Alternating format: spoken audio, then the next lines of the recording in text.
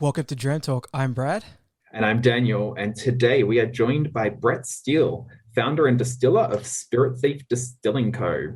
So, Spirit Thief was established in 2015 when three thieves from Tasmania's whiskey industry chose to explore the marriage between spirit and heavily charred ex-red wine casks. And today we are joined by one of those thieves. Welcome, Brett.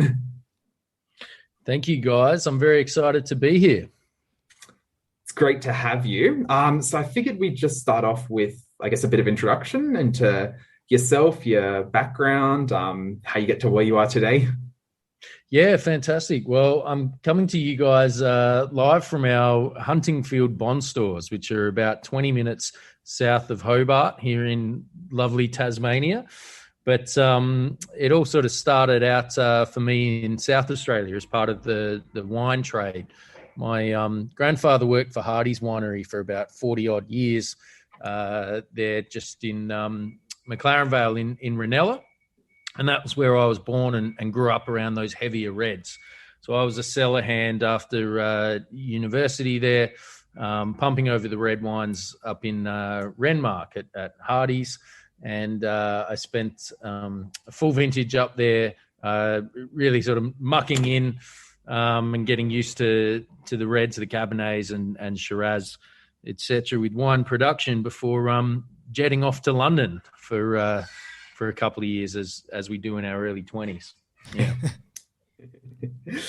Excellent. And was kind of the UK, was that where you discovered whiskey, or was it a love affair before, or did it come later?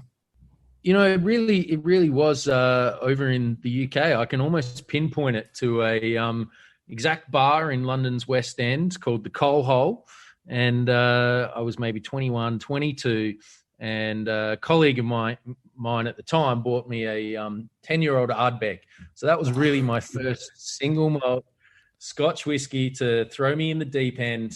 And I must admit, I kind of fell in love. So up until that point, I was all about wine. But as it has for many people, the Ardbeg 10 was a life-changing whiskey. And you know, I can still smell one across the room now is the old joke whenever anyone has it on the table. We're like, Ardbeg 10. And so those two worlds really came together for me when I came back to Australia a few years later.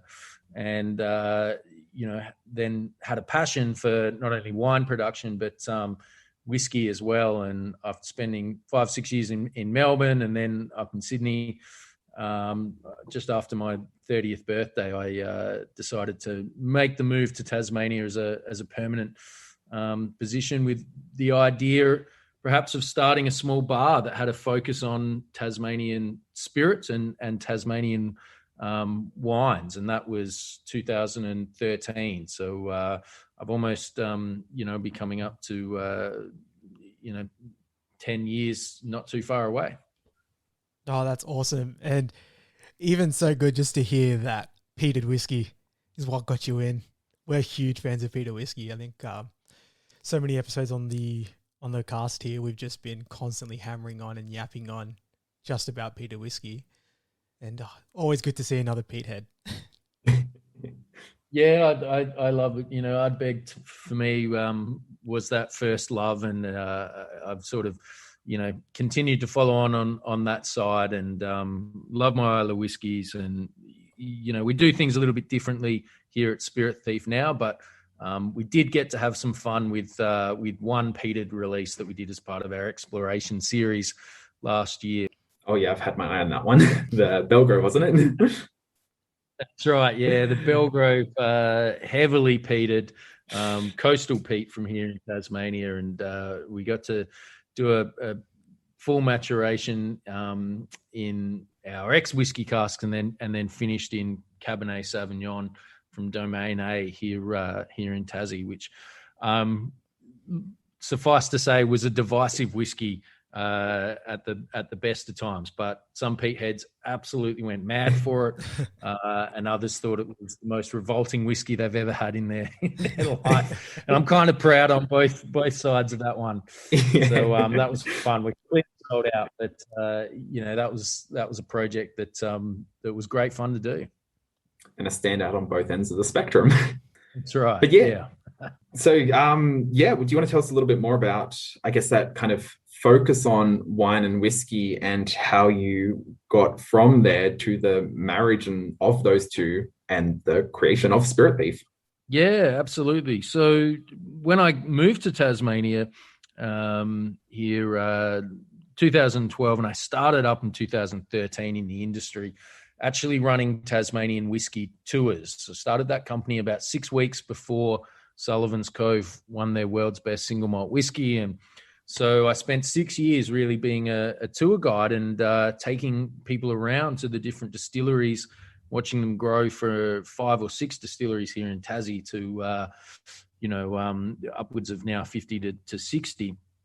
And in 2015, we used to finish those tours at the Lark Cellar Door in Hobart. And a couple of the bartenders there, good mates of mine, Ian and Jared, we all decided that we wanted to do something a little bit different with Tasmanian spirit. The focus at the time was really about the port casks and sherry casks and bourbon maturations. And we were big fans of Longroad Red, another peated whiskey influence there at the time. And so really wanted to see what could we do with the world of varietal specific wine casks and Tasmanian new make spirit.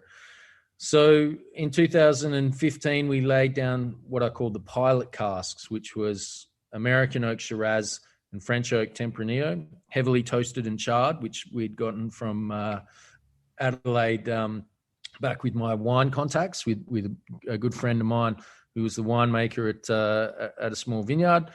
And then we laid them down for 3 years and didn't touch them and didn't make any more whiskey because essentially we weren't too sure how these pilot casks were going to go.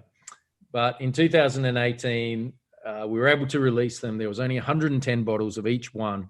And by that point, Ian was the owner and started up Gold Bar here in Hobart, which has a focus on gins. In particular, Jared was the assistant distiller at Belgrove, and I was running the tours full time. So it was received really well, and that was what led us to some investors in Melbourne who were keen to sort of take Spirit Thief and really give it a life and a chance to grow into much larger volumes. And so the 3 original founders, had evolved and changed quite a bit from there. And so Jared and Ian stepped out to pursue their own interest. Jared is now working with Hobart Brewing Company and does a fantastic job with those guys as national distributor for beers, and Ian's taken Gold Bar from strength to strength. I sold the tourism company and became the managing director for Spirit Thief, and needed to find a place where we could distill on much larger volumes. So we kind of did some collaborations as an independent bottler for a number of years there with Belgrove Distillery, Sheen Distillery, Adams up in the north of the state. We brought in collaboration with New Zealand, Whiskey Collection. And we also managed to secure a fantastic cask of Ben Rinnes that's been fully matured in a Bordeaux cask. But always our foundation and our vision was, what can we do with full maturations in wine casks, varietal specific wine casks that maybe is underrepresented to this point in time in Tasmanian and Australian single malts. Yeah, awesome. And with that whole, I guess, idea, is wine tasting an important part of that process, or is it just you going off of your knowledge and history with red wine? Yeah, well, look, the interesting thing when we did our launch in 2018 on those pilot casks, we brought the winemaker over and we were able to present it literally next to the glass of wine that those whiskies had been matured in, and look at those flavor profiles and tastings. So that was a really fun thing to do, and we'll do some more of those events, I think, hopefully around the country when when COVID restrictions aren't as big an impediment as they are right now. But yeah, that was a really cool, unique selling point and point of difference for us.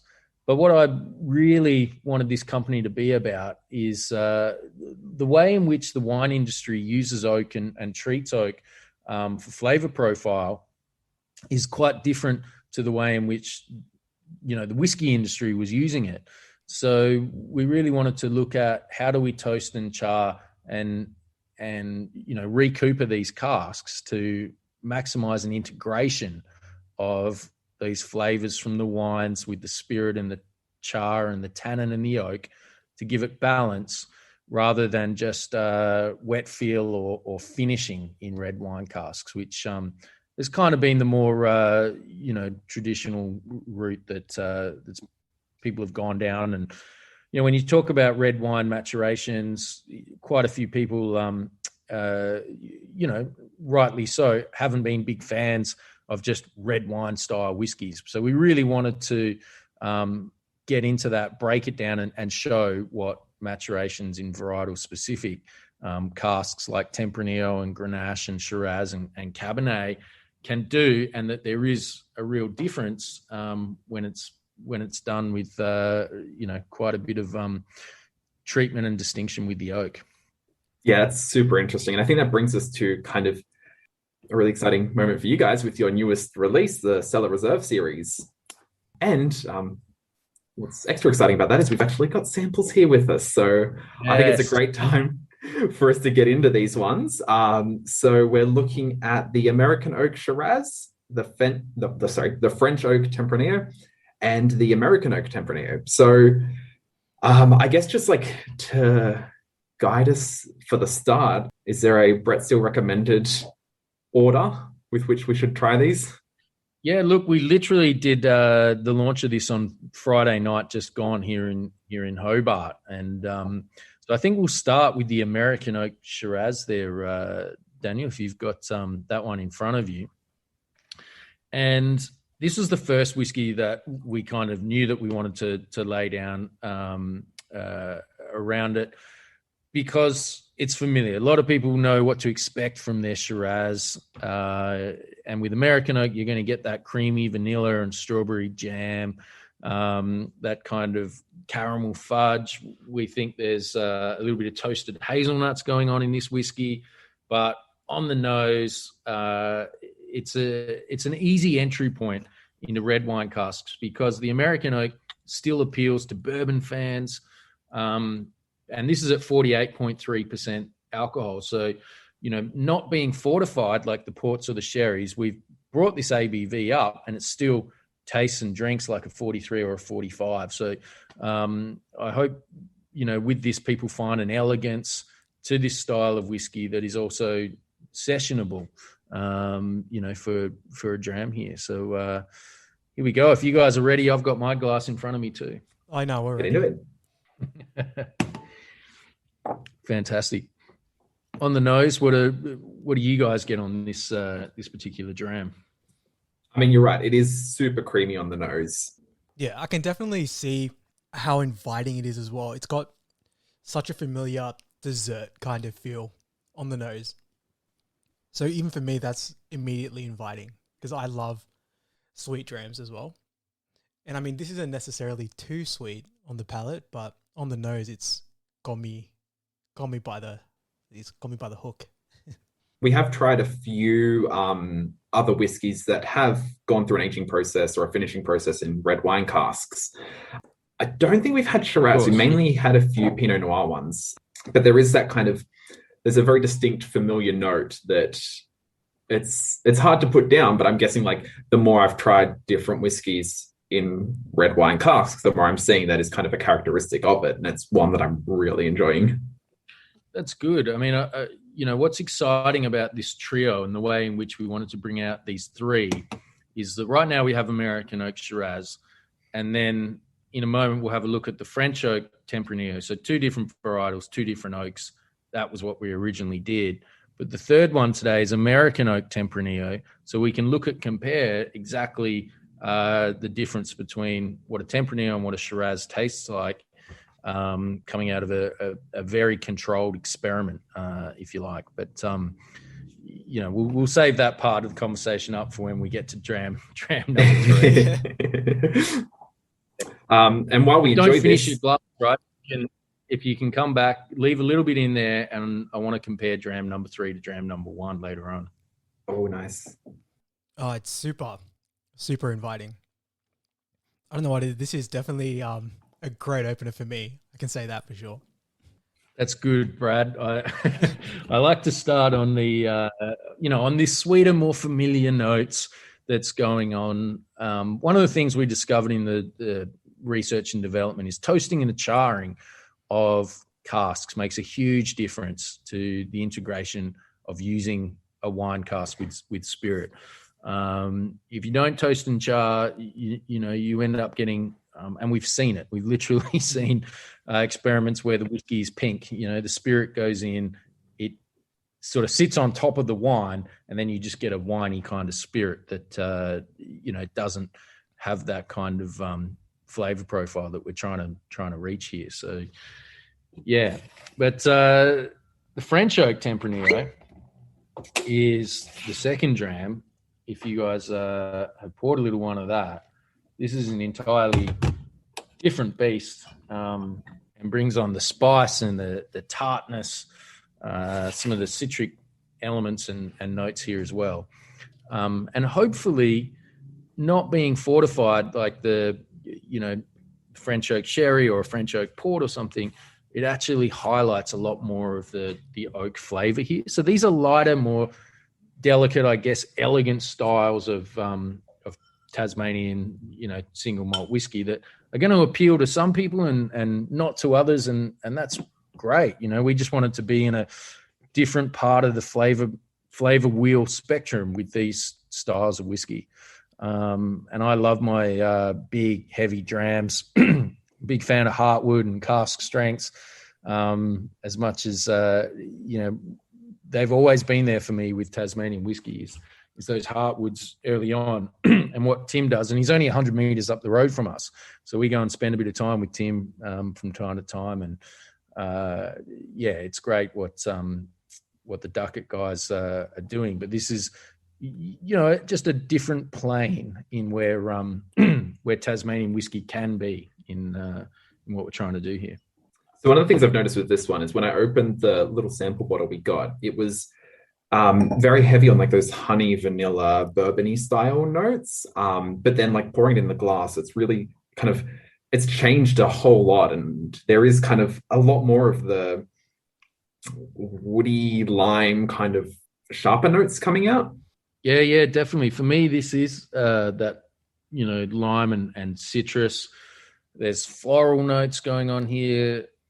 The spice on the palate there is, is really prominent with the oak. So what we've kind of found, and we got some experiments going on in the Bond store right now, is how to toast and char French oak versus American. And when we began, and both of these drams we've got at the moment are both heavily toasted and heavily charred. But where we're moving to for future releases is that our French oak will remain heavily toasted and charred, but the American oak will bring it back to sort of mediums, because we don't want that vanilla and that coconut to overpower some of the fruit flavor profile. All right, so one of the tasting notes that Rod, my production manager down here, and myself, came up with this, and it comes on after a while, after the glass has been warmed up, and it's quite cold in the Bond store today. But this tangerines and passion fruit really starts to come through on the palate after a little while there too. And for me, this is a floral style of whiskey rather than a sweet richness. Mm-hmm. And for a lot of bartenders around town and some of the industry, they're really leaning towards this style of whiskey because it is quite different to what they've been having before. So I'm interested to hear from you guys what you think about this compared to the first one, the AOS.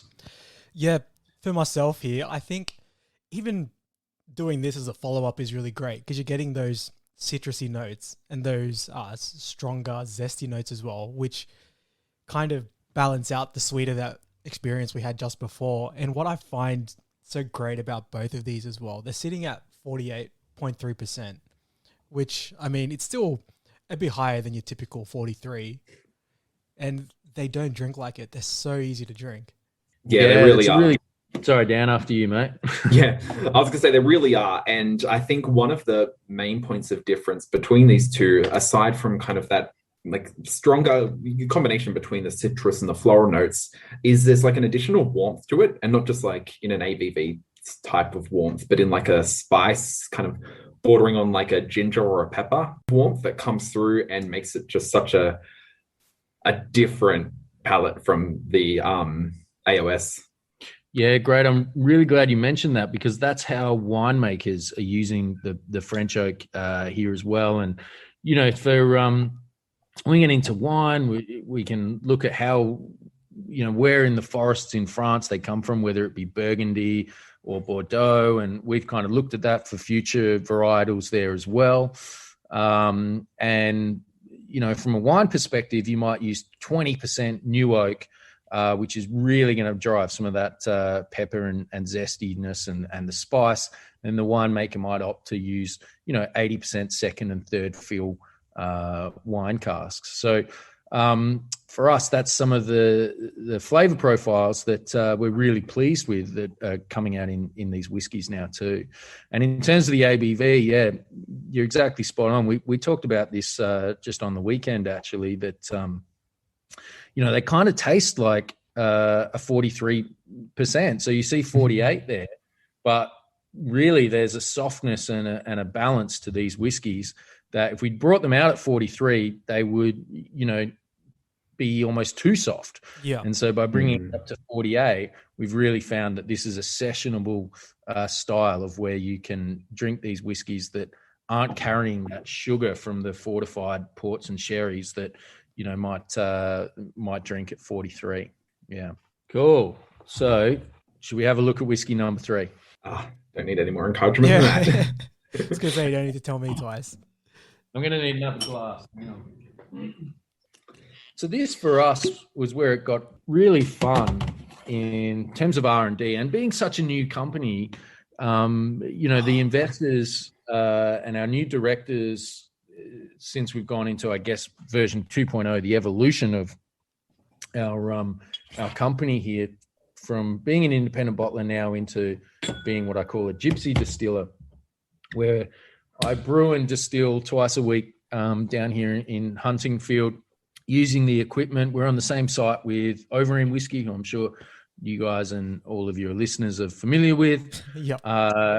And the white label stills, which basically I come in and use an 1,800 litre copper pot wash still and an 800 litre copper pot spirit still, and have been doing that now for about 2.5 years. So the chance to come on and use state-of-the-art equipment that's been made and manufactured here in Tasmania as part of the white label distillery operation has just been brilliant, because it allows us to work with, you know, a multi-million-dollar distillery equipment. And the next phase for Spirit Thief will probably be to build our own distillery to spec and to scale once we know the type of whiskies we want to make, the scale we want to operate at, and the control in and around it. So, you know, for me, that's what's been great about setting up this gypsy distilling model. And so what you guys are tasting in the glass is effectively the first whiskies that I've made from scratch all the way through to maturations here in our bond stores on site. All right, so American Oak Tempranillo, we've called this a limited edition, for want of a better term. I know everything's a limited edition these days, but literally we do not have any more of these barrels in the bond store. So we got about 700 bottles, and we won't get to do an American Oak Temp again, if ever. I don't know whether we'll get any more. But we wanted to know the difference between the flavor profile specifically on oak and on varietal. So you just tried the French Oak Tempranillo. This one now is slightly higher in ABV. It's 52.3%, so it's 4% higher in ABV, and you'll feel that on the palate. But this is exactly the difference between American Oak and French Oak. It's the same batch of spirit. It's from the same winery. It's matured for exactly the same amount of time, and they've both been heavily toasted and charred. So, is there a reason for the difference in ABV between the two? Well, being limited edition and being a part of this 3-pack, we wanted to lift it a little bit. There's a lot of our fans and Vanguard members that, keep talking to us about wanting cask strength, of which we've done a couple of experiments with cask strength on our exploration series previous. So it was nice just to be able to bring one of the 3 whiskies up a little bit to cater for that too.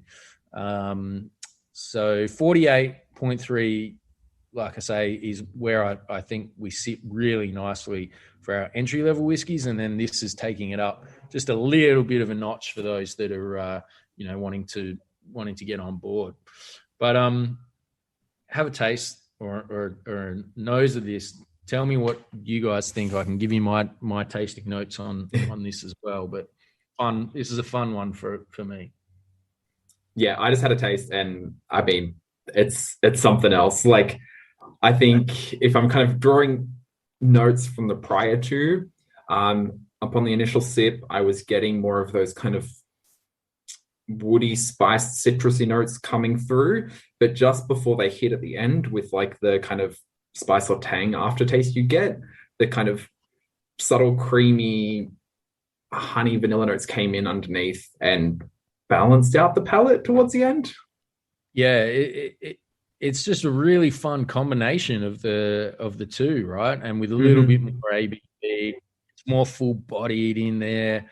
There is that rich sort of brown sugar and Madeira cake kind of flavors. And one of the tasting notes that came up on one of the social media feeds the other day, I saw, we sort of talk about this as being Turkish delight, but not Cadbury's Turkish delight, like the traditional Turkish delight that, with the icing sugar, with the icing that comes on, which is the dessert in many nations around the world. So, we love that flavor profile around it. For me, it does sort of have this old-fashioned kind of cocktail flavors as a single malt. And this is one of the fun things to do with this particular whiskey. Yeah. Yeah, that's what I was about to say. On the nose, immediately, almost at old-fashioned. I was thinking, man, I've smelt this before. And I was thinking, where is it? Where is it? And then you just said it old-fashioned. I'm like, that's it. It's an old-fashioned in a glass without the dilution, right? Yeah. Or like those kind of, what are they, the candied cherries that they add in cocktails?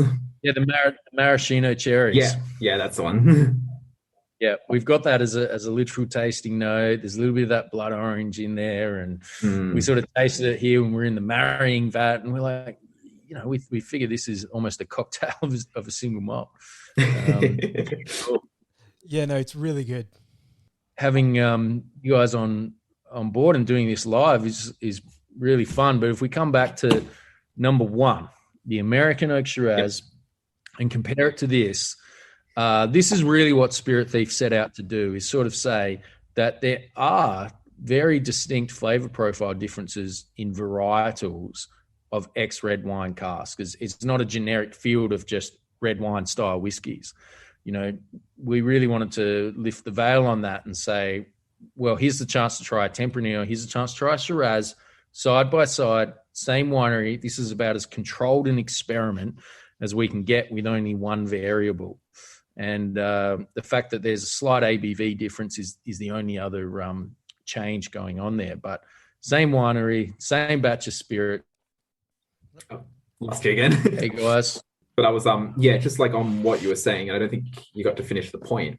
But just if I can jump in, there is, aside from the ABV, which I think on the nose especially, you can really tell that there is a jump up. There is that kind of underlying sweetness that carries across. And I don't know if that's coming from the barrel itself, because as you said, they're two different wines, but they're from the same winery.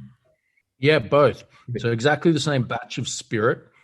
And then from the same winery, we were able to, source the casks for all three of these varietals from the Main and Cherry Winery in the Adelaide Hills. So I was saying it's a really good point of comparison where you can have like see the similar notes and think is that coming from the kind of wood and the cask used, and then where they differ, you're like, okay, this is the different kind of impact that both of these wines play on the aged whiskey. Absolutely, yeah. And so we're excited. We've got some Grenache and Cabernet aging away in the bond store for later this year and into the future. We do also have some bourbon casks down as well. And for me, that was an insurance policy. I didn't know and still don't know when we get into larger casks. Are some of our single malts going to perhaps get a little bit on the dry side or is the tannins going to take on too much of an influence? So we do have the option to marry in some full bourbon cask maturations that are going on side by side. And we've been doing some really great experiments with that at the moment as well, where, we can get some more complexity and balance coming on. But, the verdict's still out yet as to whether we will continue showcasing varietals exactly as they are, or whether we will bring some bourbon casks into those opportunities for new SKUs into the future. And do you find that there are certain types of wine that I guess play better with whiskies as opposed to other ones?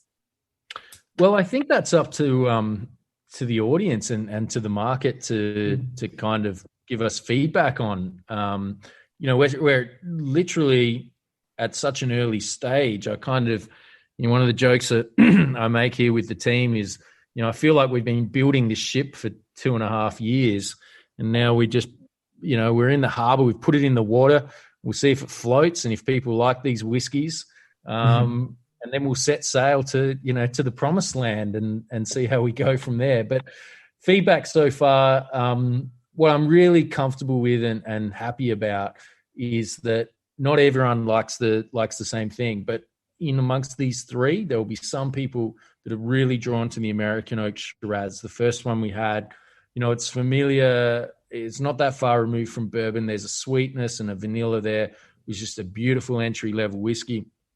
The bartenders in the industry have really been leaning towards what we're doing with our French oak, that spice that we've been bringing in, that peppery zestiness, is not that common in Tasmanian single malt whiskies to this point.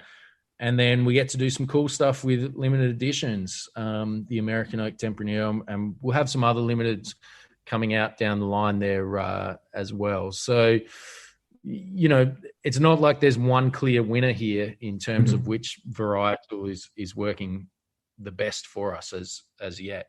But on that note, I'd really love to hear what you guys think of these three, and if you have a preference of the ones that we've tried.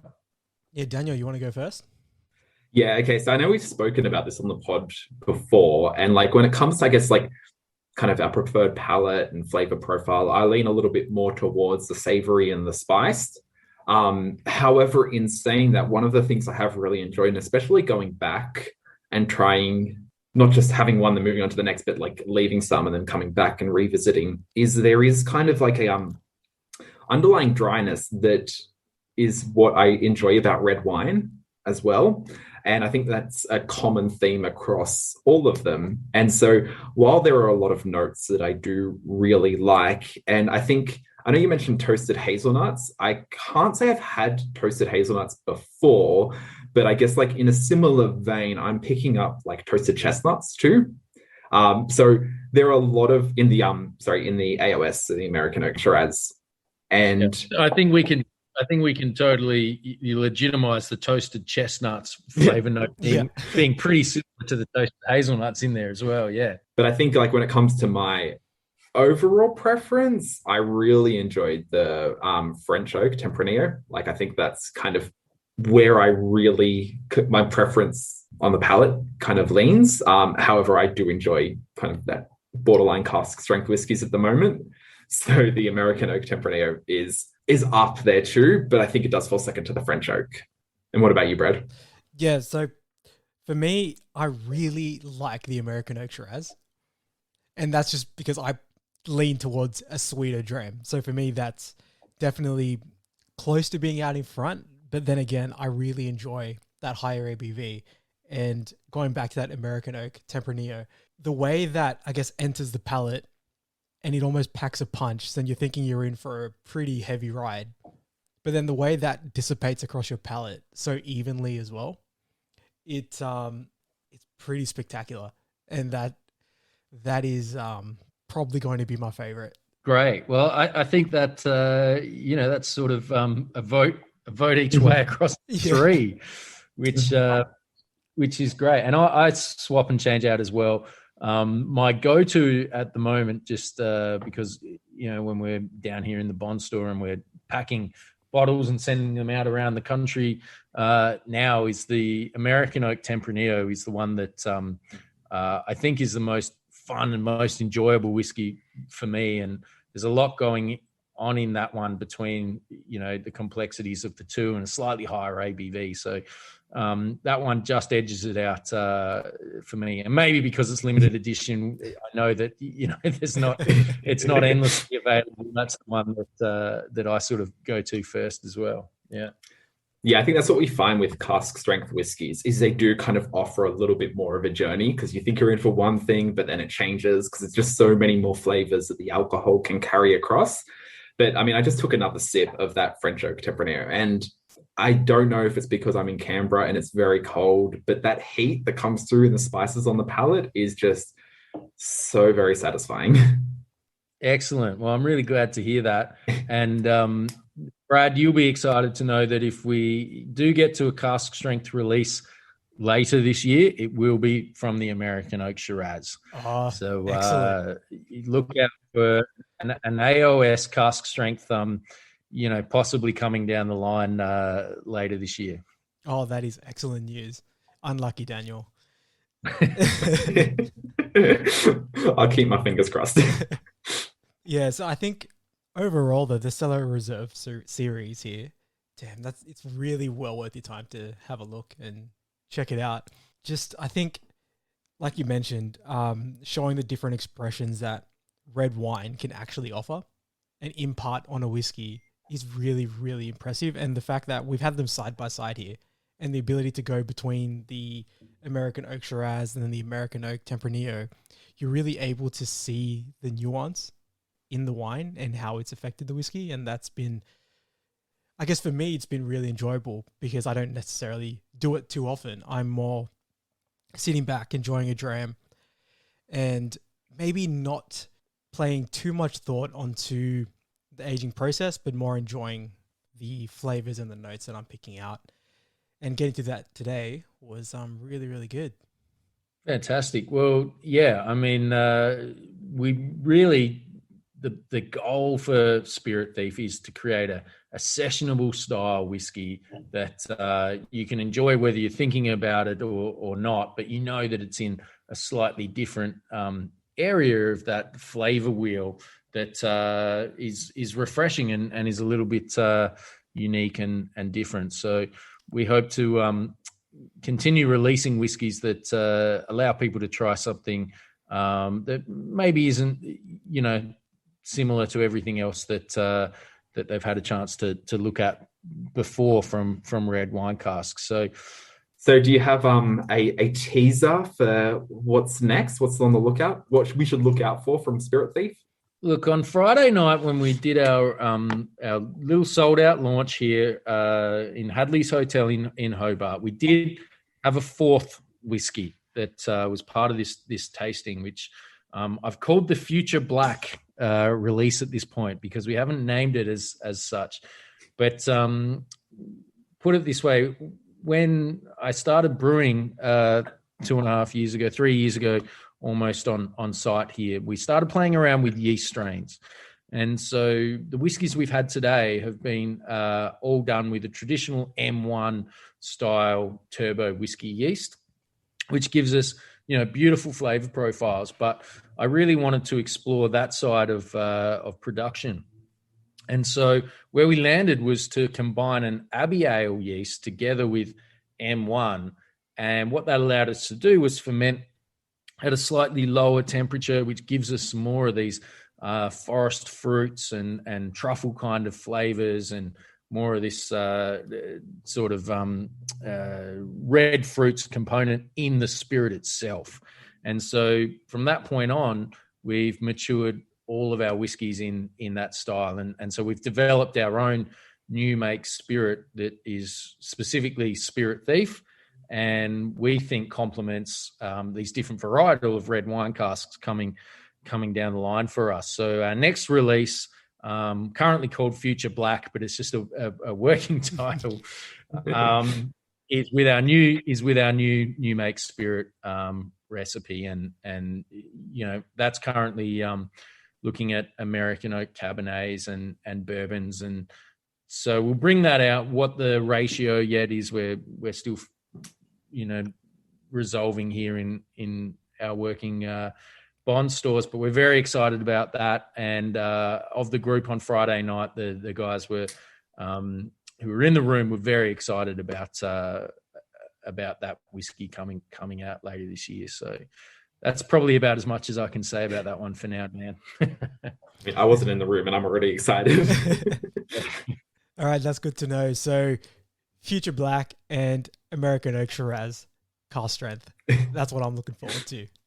Yeah. Well, the first place to find out about these things is through our Vanguard membership club. So on the website, spiritthief.com.au, anyone that wants to join up for the membership, Vanguard members are the ones that get first access to any of our releases. So we've got about 650 members so far, and we'd love to get to 1,000. So jump on and check out the website, and that's where you'll hear first about these new releases. Yeah, fantastic. I know we've got quite a few international listeners, so just wondering if your bottles are available overseas. I know you have mentioned shipping from the store has halted for international orders at the moment, but is there any kind of updates you can give on that? Look, it is a project that now that we've actually got whiskey to release on volume, that our sales and marketing manager, Kristen, is working on at the moment. So look, fingers crossed, by the time we get to these next releases that we'll be able to do international shipping. We will have figured out the challenges around taxation and shipping and COVID delays and all those sorts of things that are currently up in the air. But listen, we've definitely got it on our projects. So hopefully before the end of the year, yes, international shipping will be available from Spirit Thief. But at the moment, it is restricted to domestic sales in Australia, unless you buy it on some of these auction websites that I'm seeing popping up around the place that are around Australia. So not too long, not too far away, I'm sure. Yeah, I think our international listeners will just have to consume this content through us. They'll live vicariously through our tastings. So I think that's about brought us up to the end of our time. Thanks for joining us, Brett. We really appreciate it. It's been my absolute pleasure. I've really enjoyed spending time with you guys this afternoon. Thank you guys for all the work that you're doing for the industry out there as well, with your podcasts and doing these reviews. It's really appreciated from our point of view as to getting this discussion happening more broadly as well. So that's great. Thank you. Well, thanks for taking the time to join us on the pod. It is really good to hear firsthand from the people who are behind these kind of projects. And I think that's one of the things we've really enjoyed just across the board is how passionate people are about it and how much they enjoy talking about it and just sharing it. And it's just like more than just, I think we've spoken about this multiple times, like it's more than a drink you can just sit back and enjoy on your own. It is just amplified 1,000-fold anytime you get to enjoy it with someone else who shares that same kind of passion for it. That's what it's all about at the end of the day, isn't it? Sitting down and hopefully having good conversation that may be lubricated by a dram or two that takes you to a place that you might not have gotten to without the whiskey. Yeah, so, exactly. Thank you, Daniel and Brad. As I mentioned before, these podcasts really do help spread the word and get our whiskies into places that we can't reach ourselves. So I applaud you guys for what you're doing, and thank you for letting Spirit Thief get a little bit further out there. Oh, no, no worries at all. And thank you again for the opportunity to try the Cellar Reserve series as well. It's been a treat. My pleasure.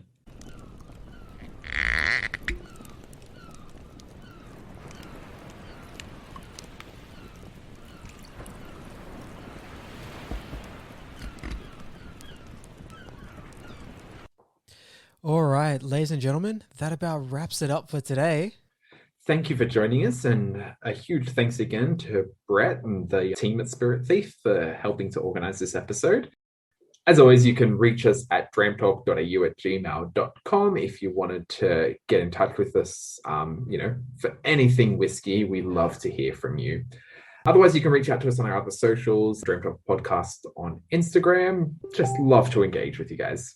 Yeah, and if you could give us a rating wherever you get your podcasts, that would be really great. And it would be really great also if you gave us 5 stars. You know, it'll make the whiskey in your glass taste better.